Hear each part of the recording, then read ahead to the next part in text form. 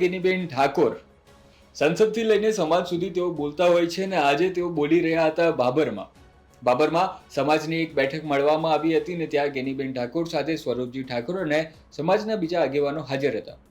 બેઠક મળવાનું કારણ સૌ જાણે જ છે કે ડીજે નહીં વગાડવું તે મામલે જે સમાજમાં ચર્ચા અત્યારે ચાલી રહી છે તે જ હતું. પહેલાથી સમાજમાં દારૂને કઈ રીતે પાછળ પાડવો તેની ચર્ચાઓ ચાલી જ રહી હતી ને હવે એક મોટી ઉપાધિ છે કે ડીજે કઈ રીતે બંધ કરવું અથવા જે ડીજેનો જે વિવાદ છે ચાલુ કઈ રીતે કરાવવું. આ બંને વચ્ચે અત્યારે ગેનીબેન મળ્યા હતા. આજે ભાષણ આપ્યું તેમાં એમણે એક સરસ મજાનો કિસ્સો કહ્યો. પહેલા તો એ સાંભળીએ કે કઈ રીતે લોકો કાનૂન જે છે તેને બંધારણનો જે નિયમ છે તેને તોડી પણ નથી રહ્યા અને તોડી પણ રહ્યા છે. ગેનીબેન ઠાકોર જે સોશિયલ મીડિયામાં આ કિસ્સો જોઈ રહ્યા હતા તે તેમણે જણાવ્યો અને પછી પત્રકારો સાથે જ્યારે વાત કરી રહ્યા હતા ને ત્યારે તેમને સવાલ પૂછવામાં આવ્યો કે ગેનીબેન ડીજે માટે જે છૂટછાટો છે તે ક્યારે આપવામાં આવશે અથવા ડીજે મામલે તમારું શું કહેવું છે. ત્યારે ગેનીબેન ઠાકોર અને સ્વરૂપજી ઠાકોરે જે જણાવ્યું તેમાં લોકોને તેમનો જવાબ મળી જશે કે ડીજે મામલે અત્યારે જે આગેવાનો છે તે શું વિચારી રહ્યા છે. જોઈએ આ બંને વિડીયો. હું મીડિયામાં સોશિયલ મીડિયામાં જોઉં છું કે ટ્રેક્ટર વચ્ચે મેલે અને ટ્રેક્ટરનું ટેપ પગાડીને ઉપર લખે ગેનીબેનનું માન રાખીને ટ્રેક્ટરના ડીજેથી રમવા. એટલે આપણે બંધ કરાવે ને પહેલા રસ્તા તો કંઈક નાના નીકળી રહ્યા છે. હું માનું છું ત્યાં સુધી આ કોઈ વ્યક્તિગત રીતે હું આ બાબતમાં કહી શકું નહીં.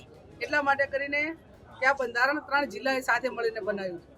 હું ખાલી વાંચવા માટે નિમિત્ત હતી, પણ જે કંઈ સુધારા વધારા કરવાના થતા હશે એ બધા આગેવાનો સાથે મળીને જે નક્કી કરશે એમાં આજે મારે 2-3 ધારાસભ્યો જોડે વાત થઈ છે. 5-10 દિવસ પછી મળશે અને મળ્યા પછી આ બાબતમાં જ્યાં મિટિંગો નથી થઈ, જ્યાં કમિટીની રચના નથી થઈ, કોઈ કે ભૂલ કરી દે તો એના માટે શું કરવું, આજે વર્તમાન સમયમાં જે 3-4 ઠેકાણે જાણવા મળ્યું એ બાબતમાં અઠવાડિયા પછી અમે સાથે મળીને એની વાત કરશું. ડીજેની જે નિયમ બનાવ્યા છે 16 એમાં ડીજેનો નિયમ છે પ્રતિબંધો. તો ડીજે વગર પણ પ્રસંગ આપણે કરી શકીએ છીએ. હમણાં જ મારી દીકરી અને મારી ભત્રીજીના લગ્ન થયા તેમાં અને જે સમાજના નિયમો છે નિયમો અનુસાર જ કામ કર્યું છે.